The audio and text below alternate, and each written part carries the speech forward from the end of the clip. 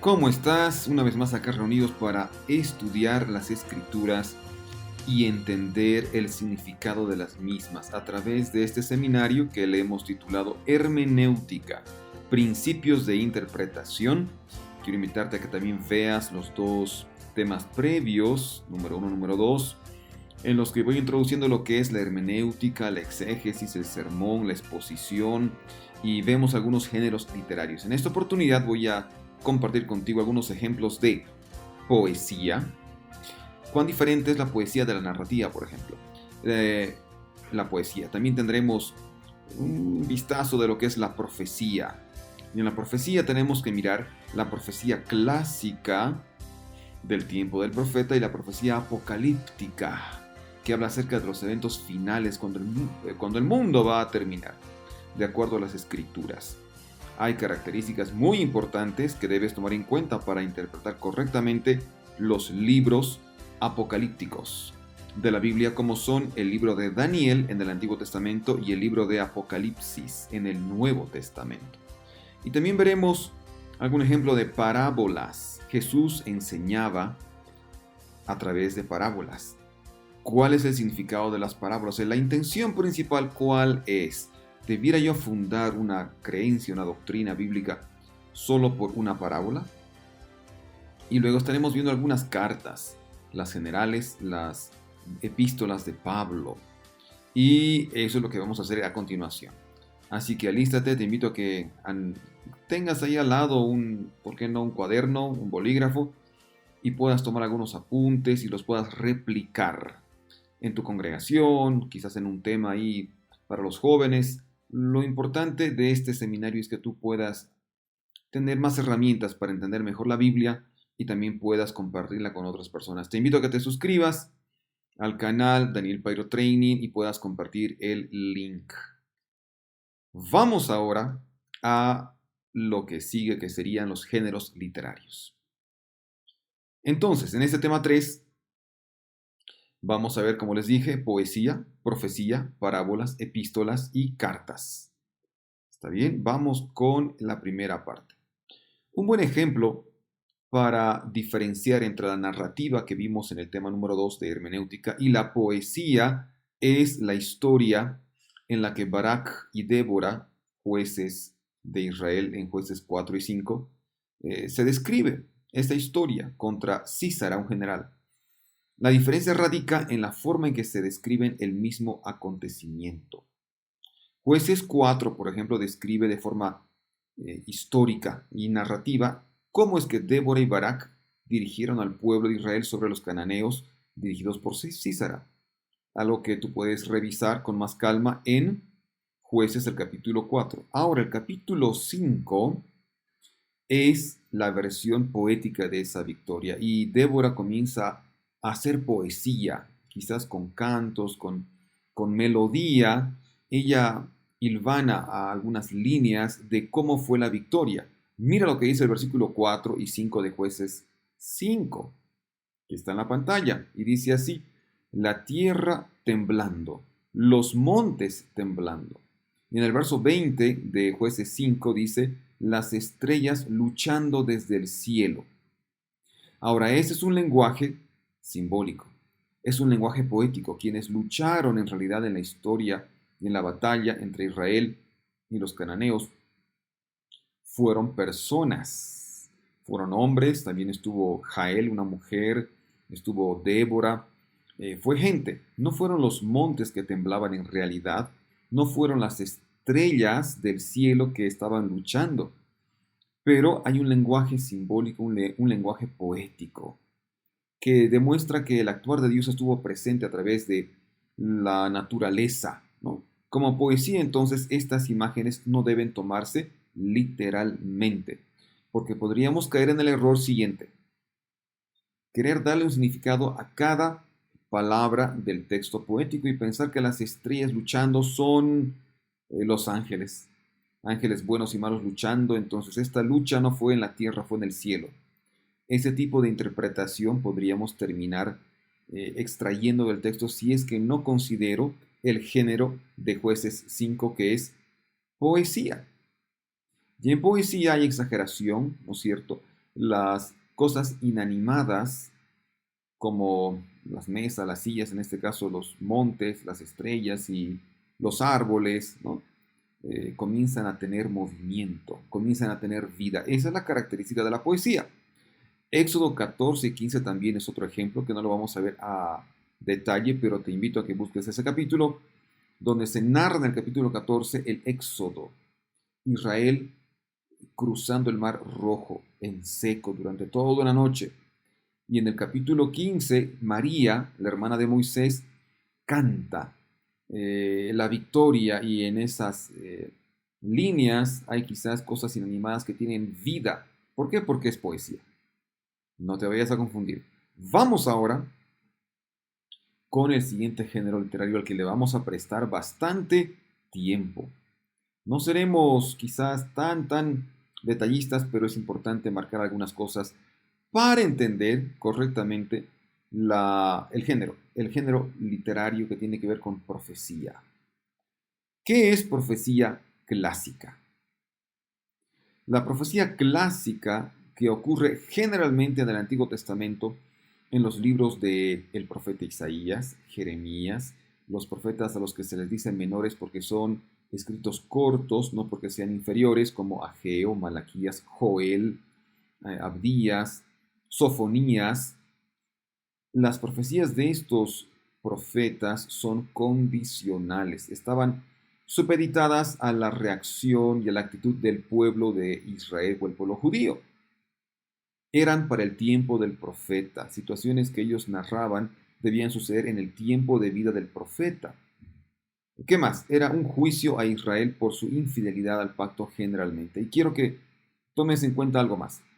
Cuando hablamos de profecía, quizás lo primero que se te viene a la mente es vaticinio, predicción del futuro, pero no es así. La característica principal de la profecía bíblica consiste en amonestar, en reprender, en llamar a, a la conversión, llamar al arrepentimiento al pueblo de Dios. Dios, a través de una persona, en este caso un profeta, llama, invita a su pueblo escogido, a su pueblo que debía ser luz para todas las naciones y debía compartir la verdad, en este caso Israel, Antiguo Testamento, y luego el pueblo judío, la tribu de Judá, los invita a volver porque ellos se paganizaron, se idolatrizaron y olvidaron a Dios. Los profetas tienen esa función principal de amonestar al pueblo, de corregir los errores para que el pueblo vuelva a andar en los caminos de Dios y tengan las bendiciones prometidas. Por eso las profecías clásicas son condicionales. En general, los profetas bíblicos funcionaron dentro del pacto de Dios con Israel, y sus profecías de juicio o salvación estaban directamente relacionadas con la fidelidad o la desobediencia del pueblo a la ley del pacto. Las profecías del juicio no se cumplirían si el pueblo reconocía a Dios como el Señor del pacto. Es decir, que había una advertencia de exilio, una advertencia de destrucción, una advertencia de esclavitud, si es que el pueblo no dejaba sus prácticas paganas. Y cuando no las dejaba, Dios permitía que el pueblo de Dios sufriera las consecuencias, las causas, sufriera los resultados, los efectos de sus decisiones. En ese sentido también podemos decir, se puede decir, que Dios respeta la decisión humana. No hay predestinación en este sentido, de que Dios dice, bueno, fulano se salva, fulano se pierde, sino que hay una condición, de que si tú aceptas, recibes, y si no aceptas y rechazas, pues no recibes. Básicamente esas son características de la profecía condicional o clásica, profecía clásica. ¿Qué más? Acá tenemos un ejemplo muy importante y muy interesante.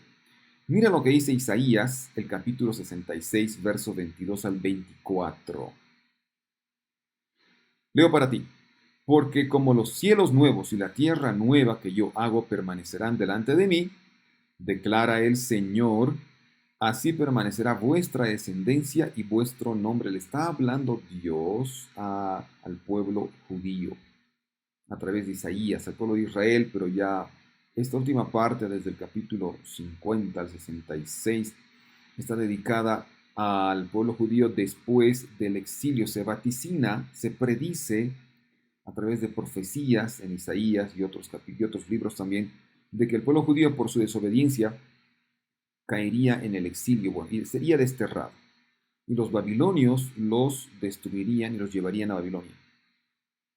Esta profecía, según el contexto, promete que cuando estos judíos regresen del exilio, la vida será diferente, como si viesen cielos nuevos y tierra nueva. ¿Y qué más dice ahí el pasaje? Y sucederá que de luna nueva en luna nueva, o de mes en mes, y de día de reposo en día de reposo, sábado, todo mortal vendrá a postrarse delante de mí. Esta palabra todo mortal, ¿no?, implica que denota universalidad, denota generalización, más que un sentido literal de que cada persona iría a Jerusalén, la capital del reino del sur, de los israelitas, bueno, de los judíos. Denota esa universalidad más que cada persona yendo, ¿no?, viva yendo hasta Jerusalén, porque quizás no todos irían, pero denota que todos reconocerían algo, que Dios es bueno y que Dios es el Dios verdadero. Sigue diciendo este texto así: dice el Señor, se postrarán, es decir, me reconocerán. Ese postrarse no solo denota algo literal de doblar las rodillas, ¿no?, sino de reconocer a Dios como el Dios verdadero, el Dios Elohim, el Dios Adonai. Eso está diciendo esta profecía. Y cuando salgan, verán, cuando salgan ¿de dónde? De Jerusalén, ¿no?, los que vayan a adorarlo y los que estén viviendo ahí. Y cuando salgan, verán los cadáveres de los hombres que se rebelaron contra mí. Es difícil pensar que después de una guerra la gente viva no entierre a los muertos. Entonces esta es una imagen algo así como poética también, ¿no es cierto?, que denota victoria sobre los enemigos, sobre los rebeldes, sobre los que no reconocen a Dios, victoria. Por eso hay cadáveres tirados fuera de la ciudad. Pero obviamente ninguna ciudad va a vivir rodeada de cadáveres. O tú dices alguna ciudad que escuchaste, leíste, un pueblo venció a otro y todos los cadáveres permanecieron allá afuera, ¿no? Habría mucha epidemia, mucha enfermedad. Obviamente que se recoge todo eso. Así que este es un lenguaje también poético, simbólico, porque es profecía. Y hay simbolismo en la profecía. Dice, porque su gusano no morirá, ni su fuego se apagará, y serán el horror de toda la humanidad. ¿Cuándo viste que un gusano no muere? O que un fuego no se apaga. Entonces, este lenguaje es simbólico. Hay mucho simbolismo en la profecía y especialmente en la profecía apocalíptica, más que en la clásica. Ahora, ¿qué sucede con este pasaje? Podríamos, sin querer, interpretarlo como una profecía apocalíptica, que está narrando que cuando pase el milenio del que habla el Apocalipsis, habrán cielos nuevos, tierra nueva, como dice Apocalipsis capítulo 21, que lo vamos a buscar ahora, te invito a que tú lo busques. Y podríamos decir, este pasaje está narrando la vida en la tierra nueva, donde habrá momento para adorar a Dios cada semana, pero donde también veremos muertos. Pero según Apocalipsis 21 y 22, no existirá más muerte, llanto ni dolor en la tierra nueva, sino que la gente vivirá para siempre. Y no habrá un vestigio de la muerte, pero acá vemos que los gusanos seguirán ahí vivos, comiéndose los cuerpos de los muertos. Entonces, esta profecía, este pasaje es una profecía, pero no es apocalíptica, es clásica, que describe de manera simbólica la vida que tendrían los judíos luego del exilio si eran obedientes a la palabra de Dios. ¿Por qué? Porque el contexto habla de muerte todavía y no habla de vida eterna como lo hace Apocalipsis 21, que sí sería un libro, un capítulo de profecía apocalíptica. Bien, ese es un ejemplo, podemos ver muchos, quizás en otra ocasión vamos a ver más detalles de otros pasajes que a lo mejor pensamos que son profecía apocalíptica, que están narrando la vida en la tierra nueva, pero en realidad tienen un contexto clásico del tiempo del profeta. Ahora, vámonos a lo que es la profecía apocalíptica. La profecía se entiende como la predicción precisa de acontecimientos futuros. Gran parte trata menos de la predicción que de la proclamación o amonestación, como hablé hace un momento. Los escritores proféticos no esperaban que sus lectores interpretaran sus profecías como informes de diarios históricos actuales, como quizás podríamos esperar hoy. Es decir, la Biblia no es precisamente un periódico de páginas amarillas que está informándonos de los acontecimientos venideros a detalle y que sucederá tal cosa y entonces ocurrirá aquella otra cosa y el fin vendrá. ¿No? Hay, hay señales del fin, pero la intención de la profecía es proclamar, amonestar, preparar a la gente para el fin, a través de el regreso de Jesús a esta tierra, según las Escrituras. Naturaleza de la profecía apocalíptica. Este tipo de literatura, primero, consiste en mensajes de Dios comunicados al profeta a través de un mediador angélico. Segundo, el contenido de la profecía abarca el tiempo desde los días del profeta hasta el fin de la historia humana, que suele culminar con el reino de Dios. Estamos hablando de profecía apocalíptica y apocalipsis significa el fin de las cosas. Tercero, es común encontrar que en la profecía apocalíptica, largos periodos de tiempo proféticos expresados de manera muy inusual. Y ahí se aplica el principio de día por año. Cuando leemos entonces en libros como Daniel o Apocalipsis 1260 días de persecución, en realidad se está hablando de 1260 años. Cuando leemos 42 meses, la profecía me está diciendo 42 meses debo convertirlos en días y también llegan a ser 1260. O cuando leemos 2300 tardes y mañanas, que serían días, debo interpretar eso como años. Entonces miren que en la profecía apocalíptica las profecías de tiempo se las describe de manera muy inusual. No se usa la palabra años. Se usan meses, se usan días, se usan semanas, como en Daniel 9, 24, 27, 70 semanas. O tardes y mañanas. Es un lenguaje simbólico. ¿Ok? ¿Qué más? 4. Las profecías se dan en visiones o ciclos de discursos. Por ejemplo, en Daniel 2 y 7 se reflejan 5 reinos. 3 reinos y un cuerno pequeño en Daniel 8. 7 sellos en Apocalipsis, el capítulo 6. 7 trompetas. Son ciclos en Apocalipsis 8 y 9. Recapitulando, y esto es muy importante, el hecho de escuchar 7 sellos y luego 7 trompetas, no me está hablando de que hay progresión, de que cuando terminen de cumplirse los 7 sellos, comienzan a cumplirse las 7 trompetas. Hay recapitulación de eventos enfatizando diferentes aspectos de la profecía y de la historia. Por eso se dice acá recapitulando el contenido del ciclo anterior y ampliando su contenido con nuevos conocimientos desde una perspectiva nueva. Se dice, por ejemplo, que los 7 sellos del Apocalipsis narran la historia y la vida de la iglesia, del pueblo de Dios, a través de la historia, sus aflicciones, las persecuciones que tiene o que tendría, etcétera, etcétera. Pero está enfocado los 7 sellos en la iglesia de Dios. Y se dice también por el contenido que las 7 trompetas del Apocalipsis enfatizan el castigo de Dios a quienes persiguen a su iglesia. Y los castigos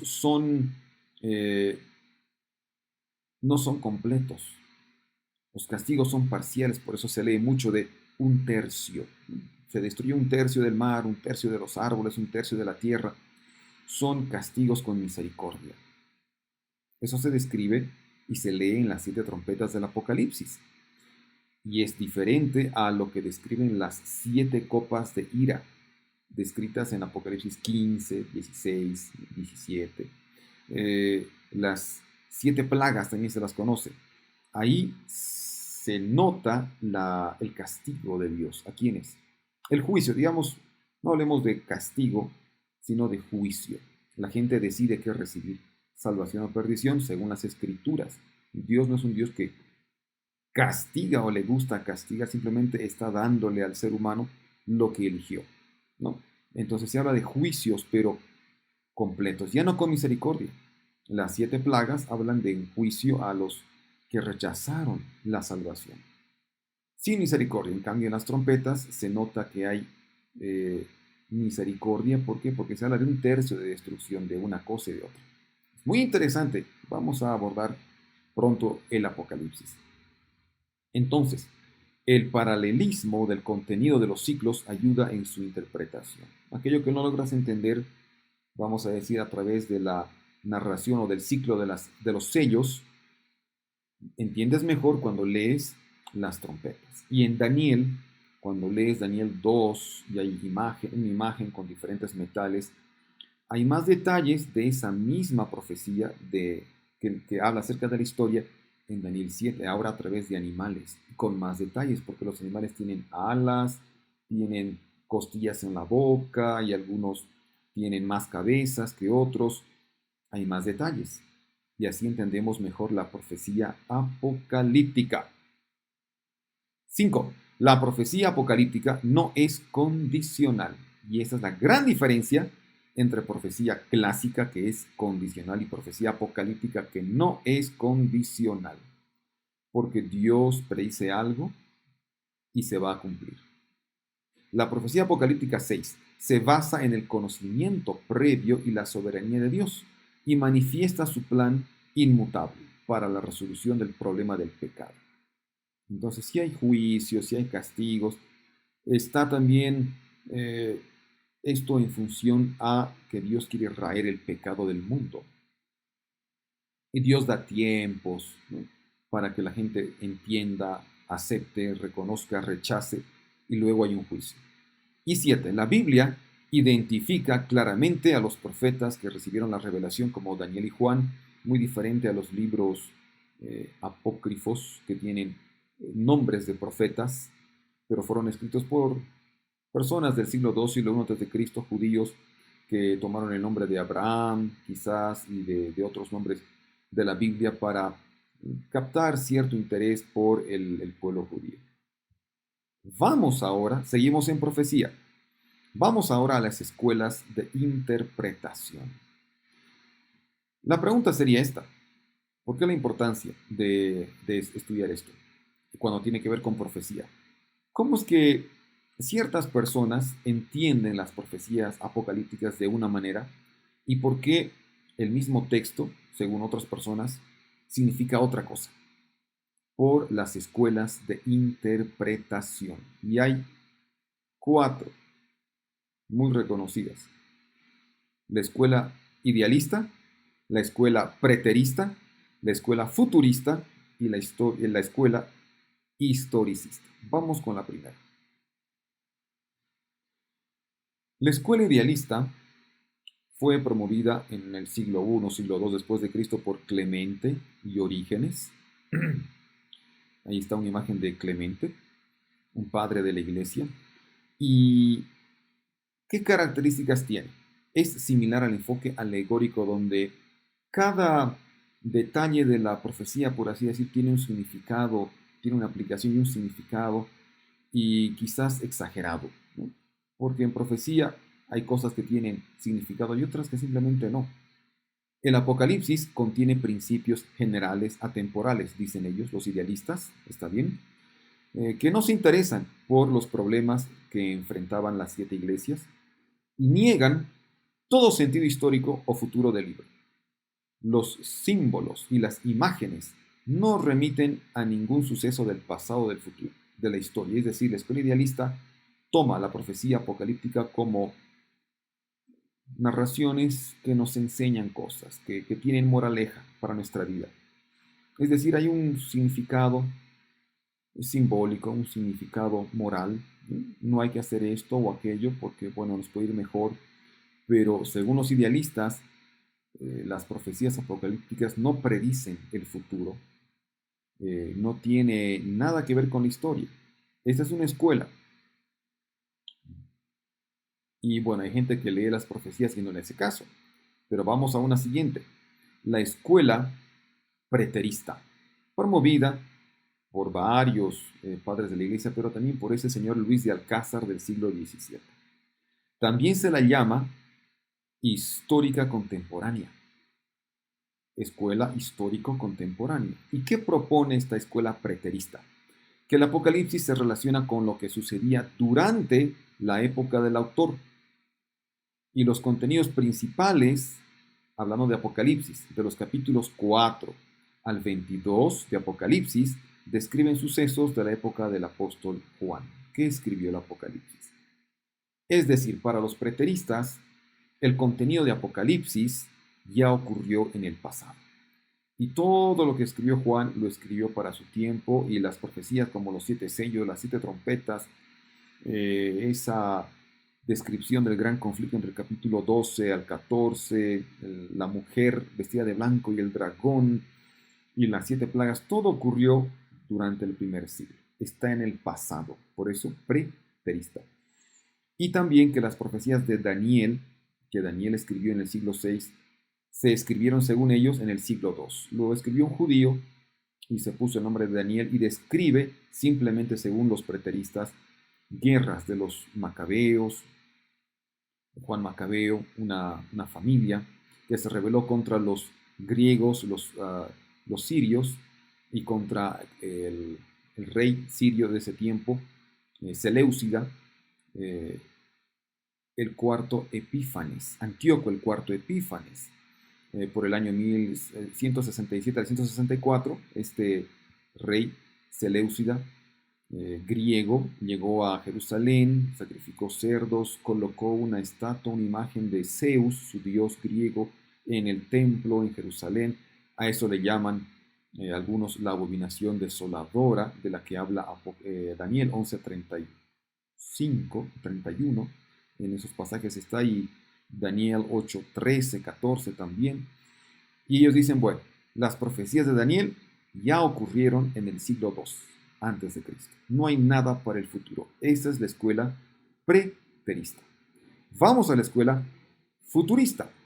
Está promovida inicialmente por Justino el Mártir. Hay una imagen ahí de él que propone, hablando del Apocalipsis, que las profecías, que los capítulos 4 al 22 de Apocalipsis describe sucesos que todavía no ocurrieron, que están en el futuro. No sabemos cuándo sucederán, pero están en el futuro, según los futuristas.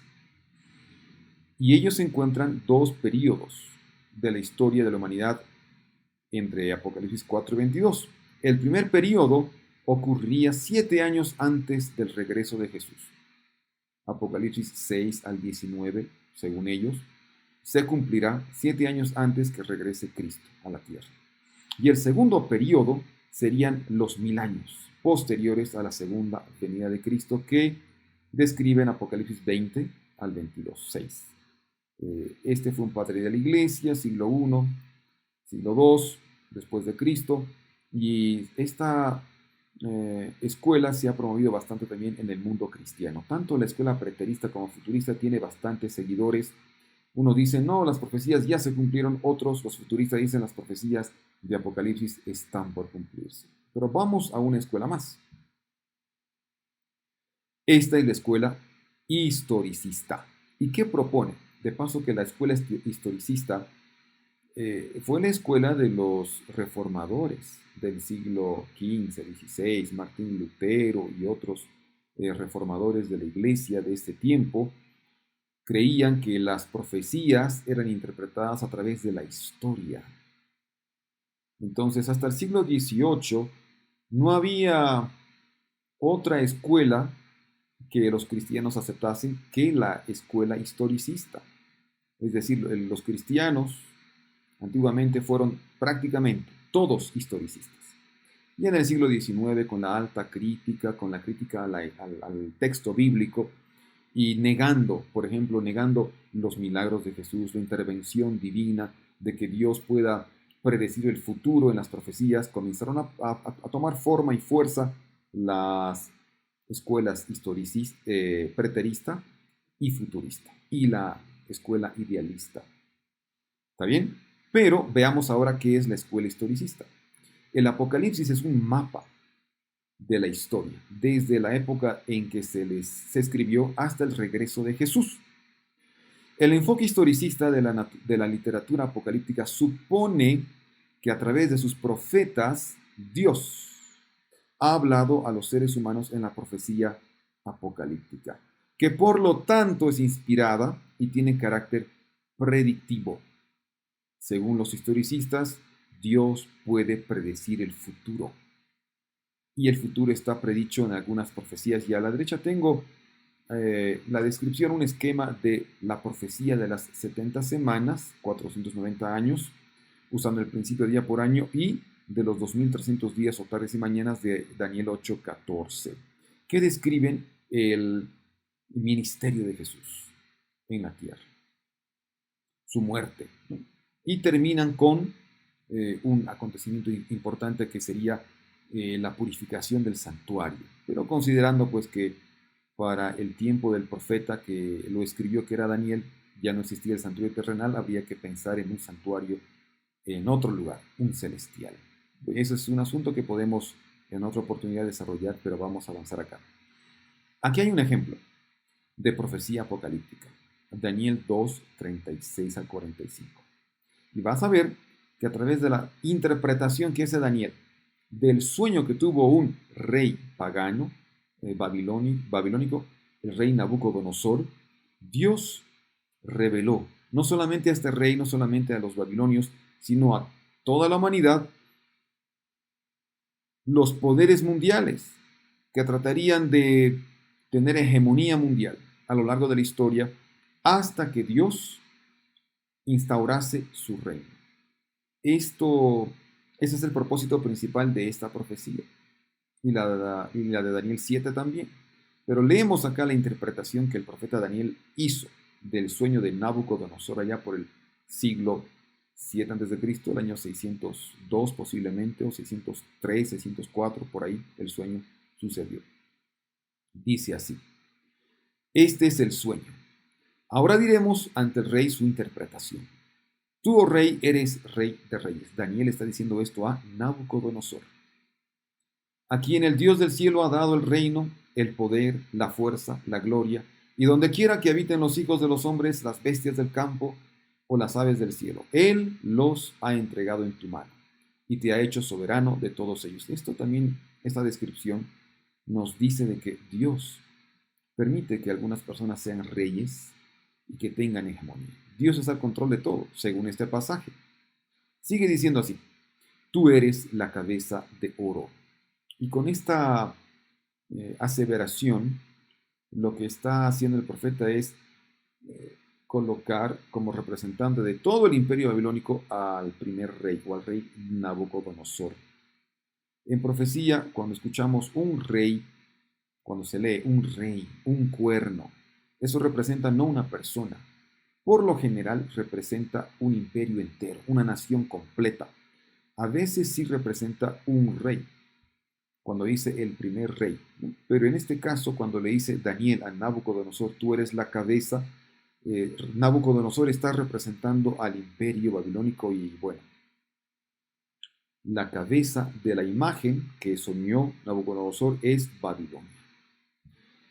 Sigue diciendo: después de ti se levantará otro reino. Y ahí nos damos cuenta de que Daniel está hablando a Nabucodonosor, diciéndole de que Babilonia es la cabeza de oro, y no el rey Nabucodonosor, porque dice lo que sigue: se levanta otro reino, no dice se levantará otro rey, otro reino inferior a ti. Es bien breve acá la descripción. Y luego un tercer reino de bronce, Miren, hay un detalle en este tercer reino, que gobernará sobre toda la tierra. Hay más detalle en este tercer reino. ¿Qué más dice? Y habrá un cuarto reino, tan fuerte como el hierro, y así como el hierro desmenuza y destroza todas las cosas, como el hierro tritura, así él desmenuzará y triturará a todos estos. Entonces la descripción, los detalles, las cualidades de este cuarto reino denotan mucha fuerza, mucha hostilidad, eh, diremos, un actuar despiadado, ¿no? Que denota destrucción también. Ese es el cuarto reino. Mira lo que dice el pasaje, sigue diciendo así. Y lo que viste, los pies y los dedos, parte de barro de alfarero y parte de hierro, será un reino dividido. Acá hay un quinto reino. Pero tendrá la solidez del hierro, y este reino dividido, ¿de dónde sale? Del hierro. Entonces tiene mucha conexión con el cuarto reino, pero es uno diferente porque tiene una mezcla de hierro y barro cocido. No es el mismo que el cuarto, que solo es hierro. ¿Te das cuenta? Ya que viste el hierro mezclado con barro corriente, y así como los dedos de los pies eran parte de hierro y parte de barro cocido, así parte del reino será fuerte y parte será frágil. No voy a dar la interpretación en este momento de este pasaje. Me parece que yo ya hice una sugerencia en los temas de profecías de Daniel que está en el canal, así que tú puedes ir y mirar cómo voy estudiando estos pasajes en la serie de profecías de Daniel, en el mismo canal. En cuanto al hierro mezclado con barro corriente que has visto, se mezclarán mediante simiente humana, pero no se unirán el uno con el otro, como no se mezcla el hierro con el barro. Y termina diciendo esta profecía así. En los días de estos reyes. La pregunta, ¿qué reyes? Estos reyes de hierro y barro cocido. El último reino. El Dios del cielo levantará un reino que jamás será destruido. Y este reino no será entregado a otro pueblo, desmenuzará, pondrá fin a todos aquellos reinos, y él permanecerá para siempre. Tal como viste que una piedra fue cortada del monte sin ayuda de mano, y que desmenuzó el hierro, el bronce, el barro, la plata y el oro. El gran Dios ha hecho saber al rey lo que sucederá en el futuro. Así pues, el sueño es verdadero y la interpretación es fiel. Resumiendo, lo que tú acabas de mirar es un ejemplo de profecía apocalíptica que está describiendo, tal como está la letra ahí en amarillo, está describiendo lo que sucederá en el futuro, cuando Dios levante un reino que jamás será destruido. Ahí el pasaje es bastante claro. Entonces Nabucodonosor, luego de este sueño, sabía que su imperio, el imperio babilónico, caería y vendría un segundo, un tercero, un cuarto, un quinto imperio dividido, y luego Dios levantaría su reino. Se está prediciendo el futuro, y la profecía va desde el tiempo del profeta Daniel, que vivió en Babilonia, hasta el fin. Esta es una característica y es un buen ejemplo de profecía apocalíptica. Bien, vamos ahora al Nuevo Testamento. Veamos los géneros literarios. Algunos, no vamos a cubrir quizás todos por el tiempo, pero vamos con las parábolas y vamos a ver un ejemplo de lo que es una parábola. ¿Está bien? Jesús enseñó a través de parábolas, y las parábolas son muy interesantes, llamativas, pues tienen detalles, son narración, es historias. Una parábola busca transmitir un punto básico de comparación. Se narra algo para aplicarlo a una situación del momento. Dice enseñando un punto principal, no enseñando una doctrina o enseñando algo ahí muy grande. Se quiere enfatizar algo. Como cualquier símil o metáfora, los detalles generalmente no pretenden ser enfatizados. La alegoría consistía en eso, ¿no? En darle detalle a cada cosa, y eso no es correcto. Los detalles en una parábola tienden simplemente a ¿qué? A añadir color a la historia. Así que no busques un significado para cada detalle de una parábola. No todo lo que está en una parábola se lo debe interpretar como algo más, ¿no? Son detalles solamente. Por otra parte, si el público original hubiera visto un significado alegórico, en tales detalles es legítimo que el lector también de hoy busque, ¿no? Detalles alegóricos, es decir, como vimos la escuela idealista, ¿no? Buscando significado para cada palabrita, cada cosita. Aquí hay un ejemplo. Mira, Marcos, el capítulo 12, verso 1 al 11, narra una parábola. Quiero que prestes atención a algunas cosas. Dice así: entonces comenzó a hablarles en parábolas. ¿Quién está hablando ahí? Correcto, Jesús. Un hombre plantó una viña y la cercó en un muro, cavó un estanque debajo del lagar y edificó una torre, la arrendó a labradores y se fue de viaje. Al tiempo de la vendimia, tiempo de la cosecha, envió un siervo a los labradores para recibir de los labradores su parte de los frutos de la viña. Pero ellos, echándole mano, lo golpearon y lo enviaron con las manos vacías. De nuevo envió otro siervo y está con color verde. Yo marqué como 4 veces, marqué con color verde 4 veces, las 4 veces que aparece el intento del dueño al enviar un siervo. Está bien, dice, y a él lo hirieron en la cabeza, lo trataron vergonzosamente, y envió a otro, y a este lo mataron, y así con otros muchos, golpeando a unos y matando a otros. El énfasis acá es de que el dueño de la viña quiere recoger el fruto de su viña y los labradores se han apoderado de la viña. Y los siervos que él envía no consiguen recoger el fruto, más bien quedan lastimados y hasta muertos. Falta un poco más de la historia, dice así: todavía le quedaba uno, un hijo amado, y les envió a este último diciendo: respetarán a mi hijo. Pero aquellos labradores se dijeron entre sí: este es el heredero, venid matémosle y la heredad será nuestra. Y echándole mano lo mataron y lo arrojaron fuera de la viña.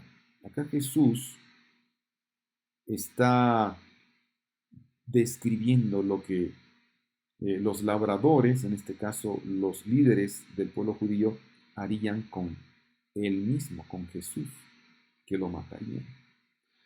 ¿Qué hará entonces el dueño de la viña?, pregunta Jesús en la parábola.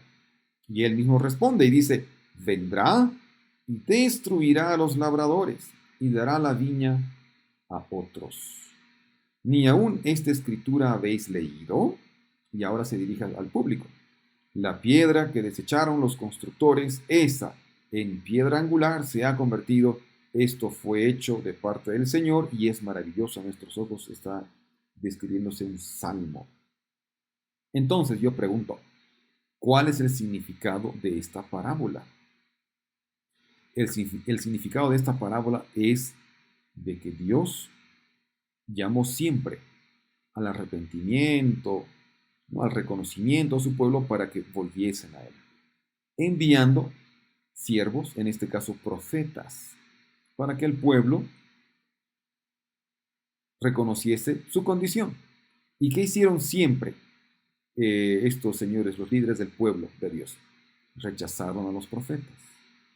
Podemos rápidamente recordar a Isaías, que fue aserrado, partido en dos, por el mismo rey de Israel, de Judá.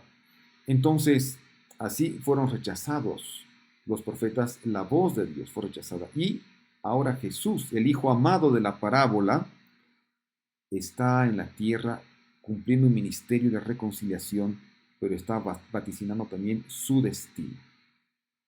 Ese es el significado de esta parábola. ¿No debiéramos tratar de encontrar algún otro significado, algún otro detalle por ahí, quizás la vendimia o quizás detalles que quizás nos llaman la atención? Ese es el mensaje principal. Y así cada parábola tiene un mensaje principal que enseñar a la audiencia, al público que estaba escuchando a Jesús en los evangelios en ese tiempo, en el ministerio que él tuvo en la tierra. Vamos a géneros literarios, epístolas de Pablo. La pregunta que surge es, ¿las cartas de Pablo eran personales, eran para personas específicas o eran universales? Es decir, se las puede aplicar a todo un grupo, a una iglesia, a una congregación. ¿Eran cartas personales privadas o no? Veamos. Desde la distinción de Deisman, un erudito, entre cartas y epístolas, y vamos a rápidamente describir qué es una carta. Son escrituras naturales, dice, cotidianas, situacionales, que narran situaciones del diario vivir, cartas. Y epístolas, ¿y qué sería una epístola? Las epístolas son mecánicas, artísticas, literarias, son más sofisticadas al parecer. Desde la distinción de Deisman ha habido un considerable debate académico sobre si las cartas de Pablo deben considerarse como cartas personales, privadas o no. Ciertamente, las cartas de Pablo eran privadas, dedicadas a una persona o una familia, contrarias a los ensayos literarios y las cartas oficiales que se debía leer en público. Gálatas, por ejemplo, es una carta muy personal escrita a un grupo específico de personas, quizás una congregación, en relación inmediata con Pablo. Por muy inclusiva que sea la dirección, las iglesias de Galacia, como dice la carta a los Gálatas, esta carta fue enviada a un grupo relativamente menor del mundo greco-romano. ¿Está bien? Pero hay un detalle.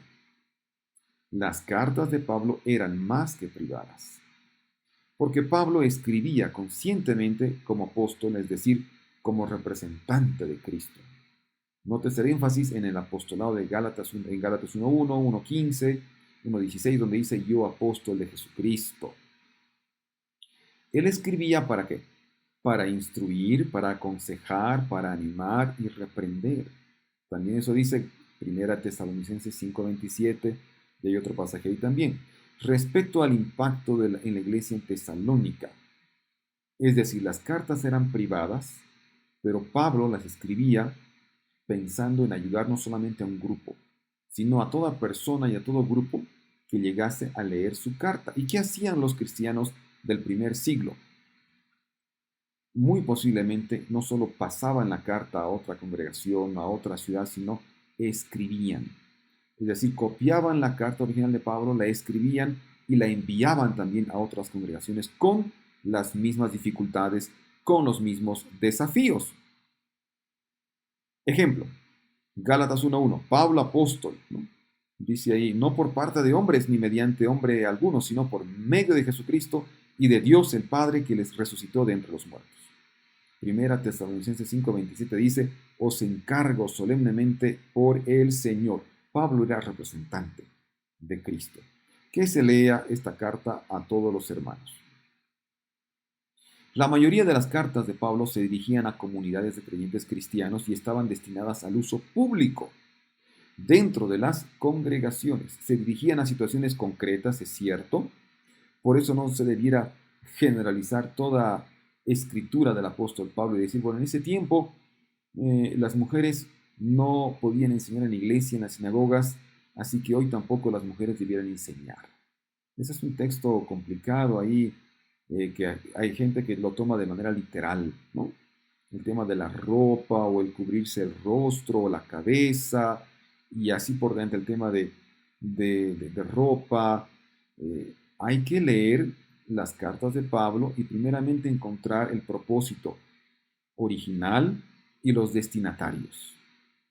Y luego, en la medida de lo posible, tratar de aplicar eso a la iglesia hoy. Pero no olvidemos que eran cartas privadas.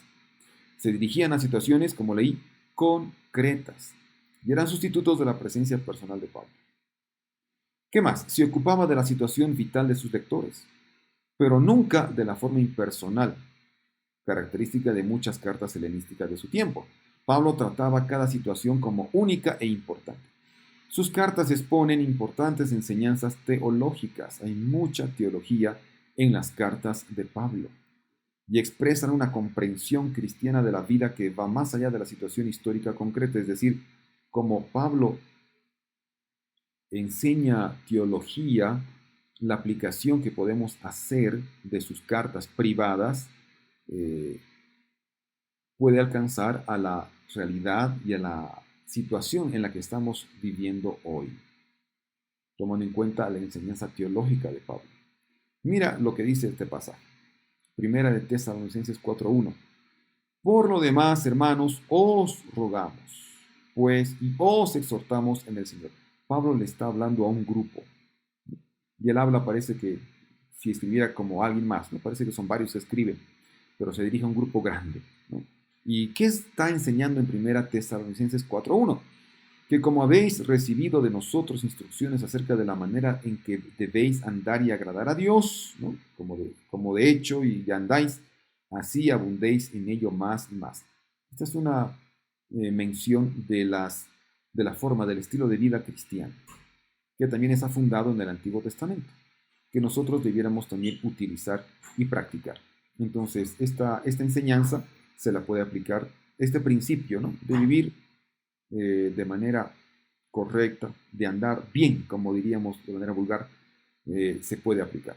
Ahora, ¿qué dice Primera Tesalonicenses 4:3 a la derecha? Pero no queremos, hermanos, que ignoréis acerca de los que duermen, es decir, de los que están muertos. La palabra dormir se lo usaba comúnmente para mencionar el estado de un difunto, de un muerto. No es que estaba durmiendo, sino que estaba muerto. Para que no os entristezcáis como lo hacen los demás que no tienen esperanza. Y así como la carta privada de Pablo en 1 Tesalonicenses 4 anima a las personas que perdieron seres queridos a que no queden desalentados, esta enseñanza también para la iglesia hoy es práctica.